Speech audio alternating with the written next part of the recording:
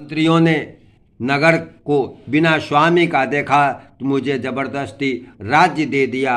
बाल्य उसे मारकर घर आ गया। मुझे सिंहासन पर देकर उसने जी में भेद बढ़ाया, बहुत ही विरोध माना। उसने समझा कि वह राज्य के लोभ से ही गुफा के द्वार पर पत्थर दे आया था, जिसे मैं बाहर न निकल सकूं, और यहाँ आकर राजा बन बैठा। उसने मुझे शत्रु के समान बहुत अधिक मारा, मेरा सर्वस्त्र तथा मेरी स्त्री को भी छीन लिया। हे कृपालु रघुवीर, मैं उसके भय से समस्त लोकों में बेहाल होकर फिरता रहा। वह श्राप के कारण यहाँ नहीं आता, तो भी मन में भयभीत रहता हूँ।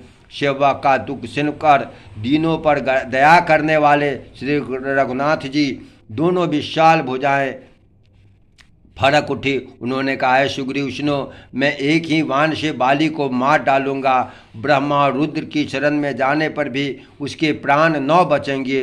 जो लोग मित्र के दुख से दुखी नहीं होते, उन्हें देखने से भी बड़ा भारी पाप लगता है। अपने पर्वत के समान दुख को धूल के समान और मित्र के धूल के समान दुख को भी सुमेरी पर्वत के समान समझना चाहिए। जिन्हें स्वभाव से ही ऐसी बुद्धि प्राप्त नहीं है, वे मूर्ख हट करके क्यों किसी से मित्रता करे। मित्र का धर्म यह है कि मित्र को बुरे मार्ग से रोककर अच्छे मार्ग पर चलावे, उसके गुण प्रकट करे, अवगुणों को छिपावे,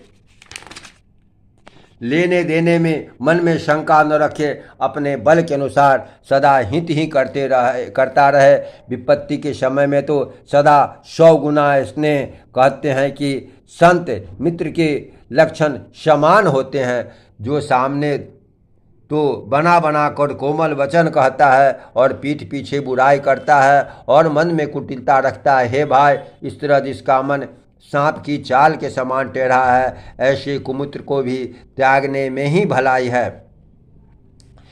मूर्ख सेवक, कंजूस राजा, उल्टा स्त्री और कपटी मित्र, ये चालों शूल के समान पीड़ा देने वाले हैं। हे सखा, मेरे बल पर अब तुम चिंता छोड़ दो, मैं सब प्रकार से तुम्हारे काम आऊँगा, तुम्हारी सहायता करूँगा।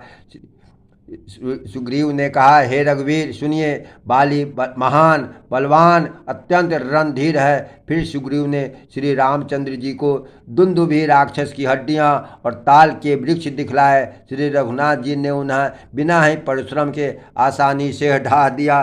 जय श्री सीता।